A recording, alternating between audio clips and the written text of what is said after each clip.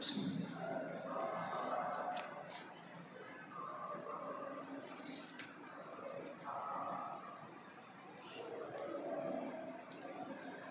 Assalamualaikum warahmatullahi wabarakatuh. Kita mulai dengan membaca basmalah. Alhamdulillahirabbil alamin. Allahumma shalli wa sallim ala Muhammad wa ala alihi wa ashabihi ajma'in. Amma ba'd. Qala Allah Ta'ala fil Qur'anil Karim. A'udzu billahi minasy syaithanir rajim. Bismillahirrahmanirrahim.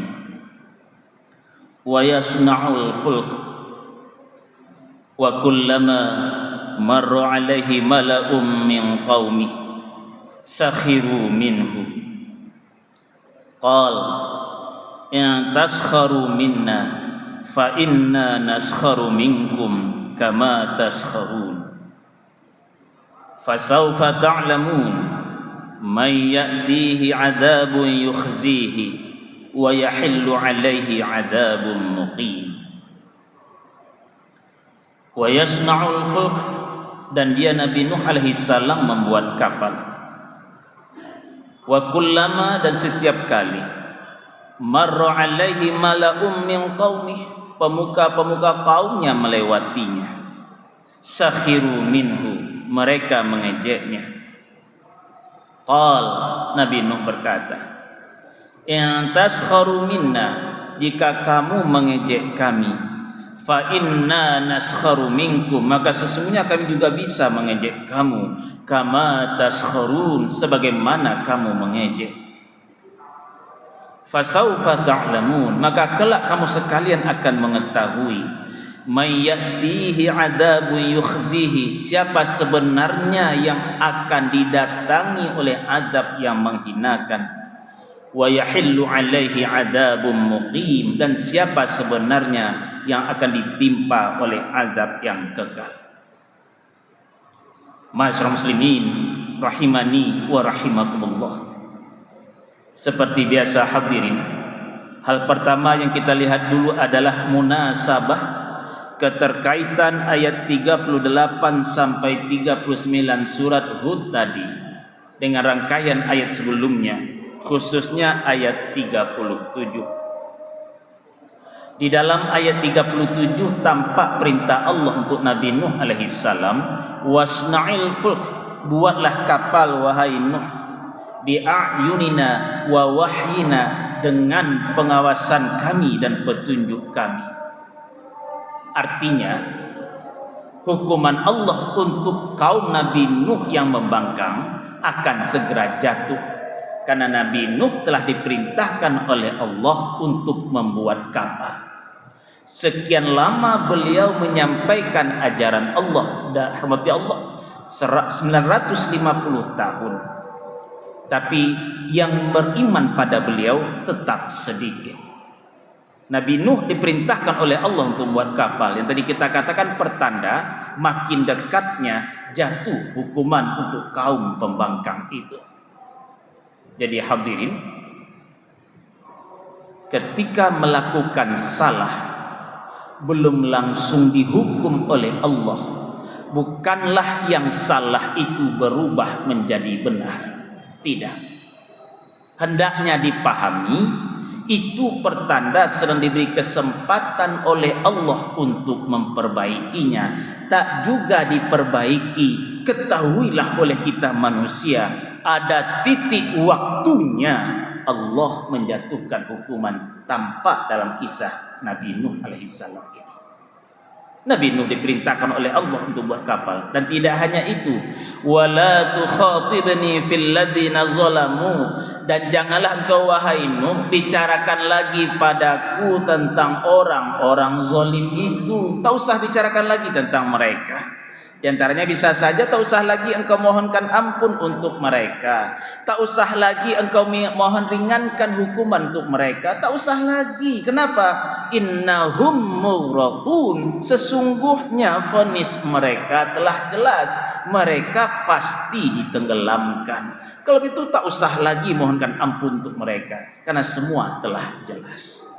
Rahmati Allah, ujung ayat 37 ini yang mengingatkan Nabi Nuh alaihissalam itu tidak lagi membicarakan tentang orang-orang zalim itu pada Allah karena nasib mereka telah jelas, innahum mughraqun. Mengingatkan kita pula dalam ajaran Islam, khususnya dalam surat At-Taubah 113, betapa kita muslim dilarang memohonkan ampun untuk orang-orang kafir yang telah wafat. Kenapa? Bila mereka telah wafat, maka vonis untuk mereka telah jelas.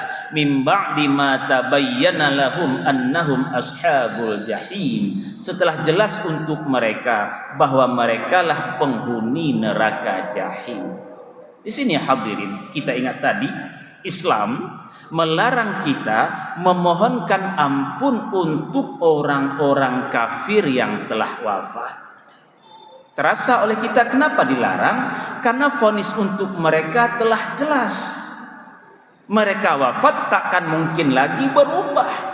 Yang bisa berubah itu hanya yang masih hidup. Sehingga bila orang kafir itu masih hidup, kita tidak dilarang mendoakan diantaranya semoga mereka mendapatkan hidayah. Kenapa? Karena mereka masih mungkin berubah. Tapi bila mereka telah wafat, tak mungkin lagi berubah. Sehingga vonis mereka telah jelas. Makanya hadirin saling mengingatkan diri kita masing-masing. Senada pesan ayat ini terasa betapa kita muslim dilarang memohonkan ampun untuk orang kafir yang telah wafat karena vonis untuk mereka telah jelas. Begitu pula dengan Nabi Nuh alaihissalam tadi.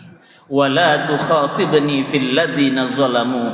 Janganlah engkau bicarakan lagi padaku wahai Nuh tentang orang-orang zalim itu. Kenapa? Innahum mughraqun. Sesungguhnya mereka pasti ditenggelamkan. Buat ya Allah. Itu pelajaran yang kita tangkap dalam ayat 37. Dilanjutkan dalam ayat 38. Wa yasna'ul fulk. Dan Nabi Nuh alaihissalam membuat kapal karena beliau diperintahkan oleh Allah untuk buat kapal. Beliau buat kapal. Wa yasna'ul fulk. Hadirin, yasna'u bila kita baca makna-makna bahasanya diantaranya menunjukkan membuat sesuatu yang dibutuhkan oleh manusia. Tapi yang dibuat ini belum ada sebelumnya, bahannya telah ada. Yasna'ul fulk, kalau gitu menggambarkan dari redaksi ini pembuatan kapal waktu itu belum dikenal. Wa yasna'ul fulk, Nabi Nuh membuat kapal karena beliau diperintahkan oleh Allah untuk buat kapal. Tapi apa yang terjadi? Wa kullama, dan setiap kali marra alaihi mala'um min qaumih, pemuka-pemuka kaumnya melewati Nabi Nuh alaihissalam, sakhiru minhu, mereka mengejeknya.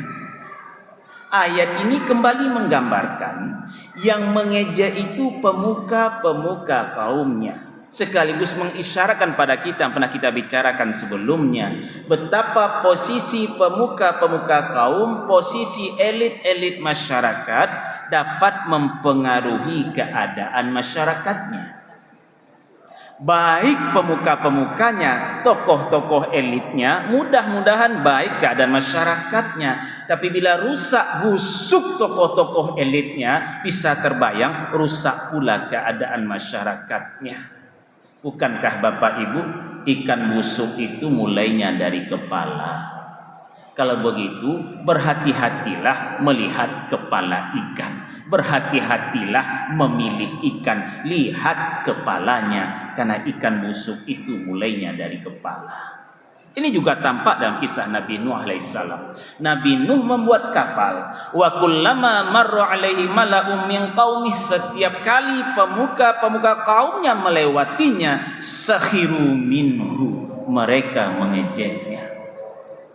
Qal, Nabi Nuh alaihissalam berkata, in taskharu minna, jika kamu terus menerus mengejek kami, Fa inna, maka ketahuilah sesungguhnya kami naskharu minkum, kami juga bisa nanti mengejek kamu, kama taskharun, sebagaimana kamu mengejek. Artinya jangan kamu ejek kami. Kenapa? Kelak akan tahu sebenarnya siapa yang patutnya diejek. Rahmatnya Allah. Fakhruddin Ar-Razi, seorang ahli tafsir, ketika berusaha memahami ayat ini, apa katanya? Pemuka-pemuka kaumnya memandang Nabi Nuh dan pengikutnya bodoh. Karena bukankah yang mengejek biasanya memandang yang diejek itu sebagai orang-orang bodoh. Nah, jawaban Nabi Nuh telak.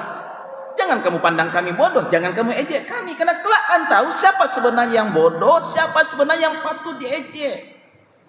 Ukuran bodoh pintar kalau begitu, ukuran menang kalah, ternyata tidak hanya ditentukan berapa panjang titel-titel sekolahnya, titel-titel akademiknya.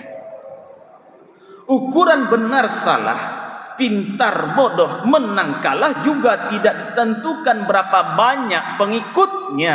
Karena pengikut Nabi Nuh nanti nampak sedikit, pengikut yang membangkang banyak. Ukuran bodoh pintar, menang kalah, benar salah itu adalah siapa yang tetap berpegang teguh pada kebenaran ajaran Allah dan Rasulnya. Ini tampak dalam kisah Nabi Nuh AS. Jangan terlalu terpesona dengan jumlah pengikut yang banyak atau dengan titel-titel yang panjang. Karena ukuran pintar bodohnya terlihat siapa yang tetap kokoh berpegang pada kebenaran. Tapi ternyata itu tidak mudah. Ternyata hadirin, bukan perkara baru lagi, bahkan ribuan tahun yang lampau terjadi pada Nabi Nuh alaihissalam yang tetap berpegang pada ajaran Allah dan Rasulnya, justru akan menerima ejekan, dipandang bodoh, bahkan bisa saja zaman sekarang dikucilkan. Bukan perkara baru rupanya. Tapi di sini ujian untuk yang berusaha tetap berpegang pada kebenaran. Apakah kuat menerima ejekan? Apakah tahan dikucilkan hanya karena memegang kebenaran ajaran Allah dan Rasulnya, atau malah berbalik arah? Di sini ujian untuk kita. Karena terkadang hadirin, untuk kita zaman sekarang, kadang kita tak tahan dikucilkan. Sehingga begitu tak tahan dikucilkan, nyata perbuatan itu salah, tapi karena banyak dilakukan orang, malah ikut terjun melakukannya. Padahal di sini ujiannya. Rahmati Allah. Kita ingat pesan Nabi Muhammad sallallahu alaihi wasallam, bada'al islamu ghariba. Islam itu bermula dalam keadaan asing. Ketika masyarakatnya banyak melakukan praktek-praktek jahiliyah, amoral, rahmati Allah, yang tidak mempedulikan ini hak siapa. Islam datang, sehingga Islam datang dalam keadaan asing di tengah-tengah masyarakat yang dominan melakukan kebodohan jahiliyah itu. Badal Islamu ghariba, Islam bermula dalam keadaan asing. Thumma ya'udu ghariba, kemudian kelak Islam juga akan kembali dalam keadaan asing. Ketika orang-orang yang tetap berpegang teguh pada ajaran Allah dan Rasulnya justru dianggap sebagai orang aneh, diejek, dihina, dikucilkan. Thumma ya'udu ghariba, kemudian Islam akan kembali dalam keadaan asing. Fatuba lil ghuraba, kata Nabi, maka beruntunglah orang-orang asing. Qila, ditanyakan pada Rasul, ya Rasulullah, ya Rasulullah, manil ghuraba, siapa orang-orang asing itu wahai Rasul? Jika kau katakan mereka sebagai orang beruntung, karena Islam datang dalam keadaan asing, kemudian kembali dalam keadaan asing, kalau begitu beruntunglah yang menjadi orang asing. Manil ghuraba, siapa orang asing itu wahai Rasul? Rasul menjawab, qal yuslihuna idza fasadan nas, dia melakukan perbaikan apabila manusia merusaknya. Ini orang asing, melakukan perbaikan apabila manusia merusaknya. Orang asing itu tidak ditentukan oleh batas kampung. Orang asing itu tidak ditentukan oleh batas daerah, tidak ditentukan oleh batas suku, tidak ditentukan oleh batas negara. Orang asing itu ditentukan oleh yuslihuna idza fasadan nas, mereka melakukan perbaikan apabila manusianya rusak. Ini orang asing dan orang ini yang beruntung. Karena Islam akan kembali menjadi asing. Kalau begitu, kezaliman merajalela.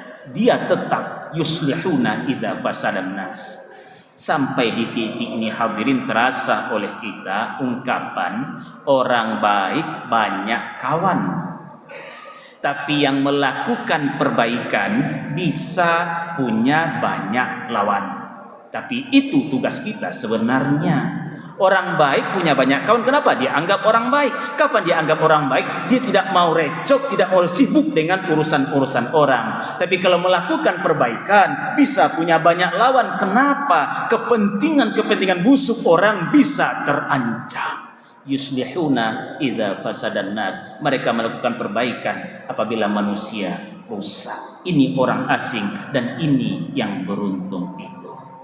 Kalau begitu Bapak Ibu, kita bawa contoh lebih dekat dalam diri kita masing-masing, mungkin dalam keluarga. Bila Nabi Nuh alaihi salam saja, bahkan Nabi Muhammad sallallahu alaihi wasallam saja melakukan perbaikan, menyampaikan kebenaran, harus menerima ejekan. Kalau begitu jangan berkecil hati ketika kita mengingatkan anak-anak untuk sholat, mengingatkan anak-anak untuk menutup aurat, jangan lagi berbaju seperti tidak berbaju, lalu akan dikatakan sebagai orang tua kolot, orang tua nyinyir. Biar, karena itu tugas kita dan itu bukan perkara baru lagi. Yuslihuna idza fasadan nas. Mereka melakukan perbaikan bila manusia rusak. Kembali hadir dalam surat Hud tadi. Nabi Nuh alaihissalam menerima ejekan yang pertanda beliau dipandang bodoh, sehingga fasaufa ta'lamun, kelak kamu akan tahu, may ya'tihi 'adzabun yukhzihi, siapa sebenarnya yang akan didatangi oleh azab yang menghinakan, wa yahillu 'alaihi 'adzabun muqim, dan siapa sebenarnya yang akan ditimpa oleh azab yang kekal. Kamu ejek kami sekarang, kamu anggap kami orang-orang bodoh, biarlah kami akan tetap berpegang pada perintah Allah. Biar di akhirat kelak kita tahu siapa benar, siapa salah sebenarnya, siapa bodoh, siapa pintar. Karena kamu akan mengetahui kelak siapa yang didatangi oleh azab yang menghinakan, siapa yang ditimpa oleh azab yang kekal. Biar kelak kita lihat. Ini menunjukkan kekokohan tetap berpegang pada kebenaran, tidak terpengaruh oleh lingkungan banyak tapi rusak. Bukankah hadirin kita juga ingat ikan dalam laut, betapapun asinnya air laut, namun ikan tidak asin. Ada ikan asin, ada, tapi bukankah ikan asin karena dia diasinkan setelah mati? Selama dia berenang dalam laut, betapapun asinnya air laut, ikan tak asin. Biar kamu hina kami, biar kamu pandang bodoh kami, kelak kita lihat siapa benar, siapa salah sebenarnya. Tapi kembali ini tidak mudah. Kita mesti terus menguatkan batin kita. Di antaranya kita mohon pada Allah agar mengokohkan hati kita. Wajar kita didorong baca doa, ya muqallibal qulub, tsabbit qalbi ala dinik. Wahai sang pembolak-balik hati, kokohkan hatiku tetap berada di atas ajaran agamamu. Tidak mudah, tidak semudah mengucapkan, tapi kita mesti terus berusaha, karena disitulah kualitas kita tampak. Apakah kita hanya karena tak tahan dikucilkan, atau tetap berpegang pada kebenaran ajaran Allah dan Rasulnya. Ya muqallibal qulub, tsabbit qalbi ala dinik. Wahai sang pembolak-balik hati, kokohkan hatiku tetap berada di atas ajaran agamamu. Bagaimana selanjutnya? Semoga Allah izinkan kita melanjutkan pembicaraannya. Astaghfirullahaladzim. Wassalamualaikum warahmatullahi wabarakatuh.